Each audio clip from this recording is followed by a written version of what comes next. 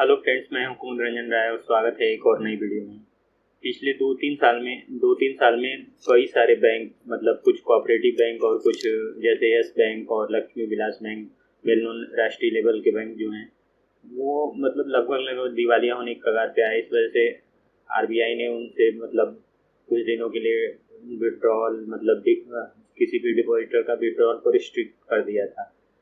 तो उस समय जो भी समस्याएं उत्पन्न हुई थी, डिपॉजिटर्स को लेकर जो भी समस्याएं उत्पन्न हुई थी, उसको रिव्यू करने के बाद गवर्नमेंट ऑफ इंडिया ने कई सारे चेंजेस डिपॉजिटर के हित में कई सारे चेंजेस किए। उसी में एक चेंज है कि जो मतलब डिपॉजिटेड अमाउंट पे मतलब का इंश्योरेंस 1 लाख से बढ़ा के 5 लाख कर दिए गए। तब से ये मान के चल सकते हैं कि चाहे कोई मतलब पब्लिक सेक्टर का बैंक हो या चाहे कोई स्मॉल या कोऑपरेटिव सोसाइटी हो, रजिस्टर्ड सोसाइटी, सब में 5 लाख का तक का डिपॉजिट एकदम सेफ और सिक्योर है। वैसे भी स्वतंत्र भारत के इतिहास में कोई भी आज तक कोई भी बैंक मतलब बड़ा नेशनल बैंक या पब्लिक सेक्टर बैंक कोई भी फेल नहीं हुआ है। चाहे वो मतलब इंदिरा गांधी के समय में बैंकों का राष्ट्रीयकरण करना हो या अभी रिसेंट में जो लक्ष्मी विलास बैंक या यस बैंक के जो मामले हुआ हो, उसमें भी मतलब ऐसा लग रहा था कि दोनों बैंक ये फेल हो जाएंगे, लेकिन दोनों को रेस्क्यू करने के लिए गवर्नमेंट आगे आई और उनको सक्सेसफुल रेस्क्यू कर लिया।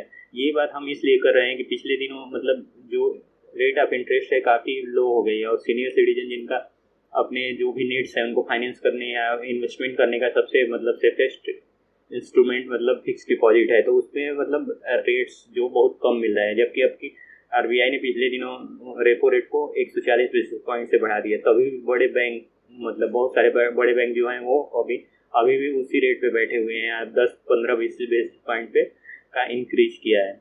अभी आज ही जैसे आरबीआई अरे एसबीआई ने अपने जो लैंडिंग रेट है, प्राइम लैंडिंग रेट, उसको 70 बेसिस पॉइंट पे से और बढ़ा दिया। तो जो होम लोन एसबीआई अभी 6.5% पे ऑफर कर रही थी, उसको बढ़ा के 8% कर दिया।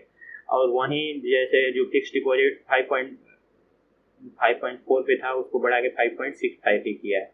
तो इस वजह से अभी भी जो बड़े बैंक हैं वो जैसे फिक्स डिपॉजिट पे काफ़ी कम ये दे रहे हैं, काफ़ी कम रिटर्न दे रहे हैं। और जो अगर कोई जैसे सीनियर सिटीजन है तो उसके लिए फिक्स डिपॉजिट ही एक तरह से भगवान है। उसी के थ्रू इन्वेस्टमेंट करके वो अपनी ज़रूरतों को पूरा करते हैं। और जैसा मतलब फिक्स डिपॉजिट हर तरह की फ्लेक्सिबिलिटी देता है, जैसे उसमें मंथली पे आउट हो या क्वार्टरली हो या मतलब 6 मंथ पे हो या ईयरली हो। आज हम इस वीडियो में डिस्कस करेंगे 5 ऐसे बैंकों के बारे में जो मतलब अभी करंट में सीनियर सिटीजन को सबसे highest rate of interest provide करा रहे हैं। तो अब हम कंज्यूमर पे छोड़ देंगे या डिपॉजिटर पे छोड़ देंगे कि वो किसी बैंक के नाम के साथ जाते हैं जो अभी मतलब काफ़ी कम रेट ऑफ इंटरेस्ट मतलब रिटर्न ऑफर कर रहे हैं फिक्स डिपॉजिट पे, या उन बैंकों के साथ जाएंगे जो अभी मतलब जो भी चेंजेज हुए हैं रेपो रेट में उसके अनुसार अच्छा रिटर्न ऑफर कर रहे हैं। तो 5 ऐसे बैंक जो अभी सीनियर सिटीजन को सबसे हाईएस्ट मार्केट मतलब इंटरेस्ट रेट एफडी पे, और सबसे उसमें खूबसूरती उसकी ये है कि ज़्यादातर एफडी मतलब ऐसी 2 साल की जो एफडी है उस पर रेट ऑफ इंटरेस्ट हाईएस्ट है। तो ये भी मान के चल सकते हैं कि अगर कोई अभी से 1.5 साल का कराए तो 1.5 साल के बाद हो सकता है उसको मैक्सिमम रेट ऑफ इंटरेस्ट मतलब एक ऐसा जो पिछले 10 सालों में वो मतलब उसको एफडी पे ऐसा रेट ऑफ इंटरेस्ट ना मिला हो जो मतलब 1.5 साल के बाद मिले। तो इन बैंकों की श्रेणी में पहला बैंक आता है उत्कर्ष स्मॉल फाइनेंस बैंक। इसके जो फिक्स डिपॉजिट के रेट हैं लास्ट मतलब 12 अगस्त 2022 को ये अपडेट हुए थे। और ये जो भी रेट हैं वो नए फिक्स डिपॉजिट हो या जो अगर कोई रिन्यूअल कर रहा है दोनों पे अप्लाई होता है, मतलब रेट अप्लाई हो रहे हैं। सीनियर सिटीजन को ये 2 साल या 730 दिन के लिए रेट ऑफ इंटरेस्ट जो प्रोवाइड करा रहे हैं वो 8.25% है।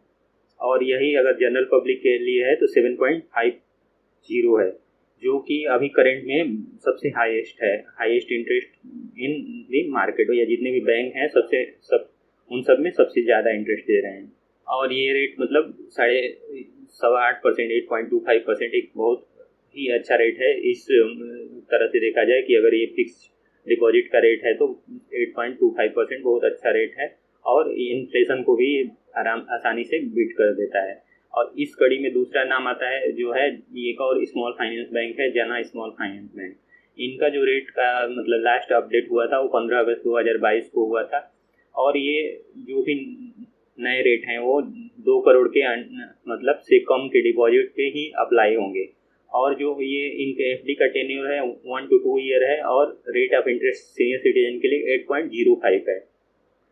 और तीसरा बैंक है बंधन बैंक, ये भी 7.5% का ही मतलब सीनियर सिटीजन को ये रेट ऑफ इंटरेस्ट प्रोवाइड करा रहा है।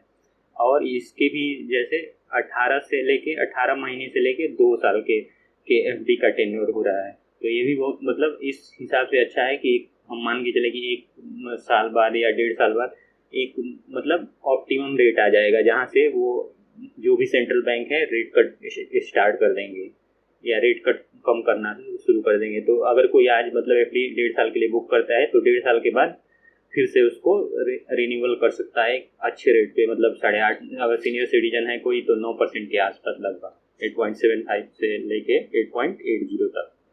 इसमें चौथा और इंटरेस्टिंग नाम है इंडसइंड बैंक का, जो ये क्या है कि ये भी 7.5% ही जैसे 7.5% ही रिटर्न दे रहे हैं, रेट ऑफ इंटरेस्ट ऑफर कर रहे हैं 2 साल की एफडी पे।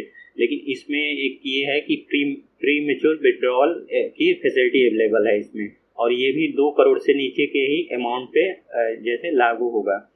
और इसमें जो जैसे एफडी का जो टेन्योर होना चाहिए 1 ईयर 7 मंथ से लेके 2 ईयर तक होना चाहिए, उस पर ये रेट अप्लीकेबल हो रहे हैं। और 5वां नाम जो है यस बैंक है। यस बैंक भी सीनियर सिटीजन को जैसे 7.5% का रेट ऑफ इंटरेस्ट प्रोवाइड करा रहा है, और जैसे मिनिमम जो एफडी होगी वो 10,000 की होगी, और ये 6 महीने 1 दिन से लेके और ये 18 महीने तक का मतलब टेन्योर के लिए ले सकते हैं, और उसको और मतलब एक बार और रिन्यू भी कर सकते हैं, इसी रेट पे रिन्यू की भी फैसिलिटी है। तो अभी जैसे अब जब से मतलब ये इंश्योरेंस का अमाउंट जैसे बैंक में जो भी आपका चाहे करंट अकाउंट हो या सेविंग अकाउंट हो या फिक्स डिपॉजिट हो या आरडी हो, उसमें जब से बैंक ने 1 लाख से बढ़ा के अमाउंट को 5 लाख कर दिया है। और कई सारे जैसे मतलब अगर कोई बैंक डिफॉल्ट भी होता है तो जो भी डिपॉजिटर के पैसे हैं मतलब 5 लाख रुपए तक वो 1 मंथ में ही प्रोवाइड कराना पड़ेगा। जो मतलब 5 लाख रुपए तक मतलब किसी भी अकाउंट में अगर हो तो 5 लाख तक मतलब पूरा सुरक्षित है। और आगे आने वाले टाइम में अभी भी इंटरेस्ट रेट के बढ़ने की संभावना है, मतलब रेपो रेट बढ़ेगा तो ऑब्वियस सी बात है इंटरेस्ट रेट भी बढ़ेगा। यूएस में अभी इन्फ्लेशन का रेट हाईएस्ट है, और जो पूरे विश्व की अर्थव्यवस्था है सबका भी सबसे मतलब चिंता का विषय, जैसे ये इन्फ्लेशन ही सबसे बड़ी चिंता का विषय है। तो सबको मतलब इन्फ्लेशन को टैकल करने के लिए रेपो रेट ही बढ़ाना है, एक बस मतलब इनको एक यही तरीका दिख रहा है कि रेपो रेट बढ़ाएंगे। तो आने वाले दिनों में रेपो रेट बढ़ने वाला है, तो बैंक को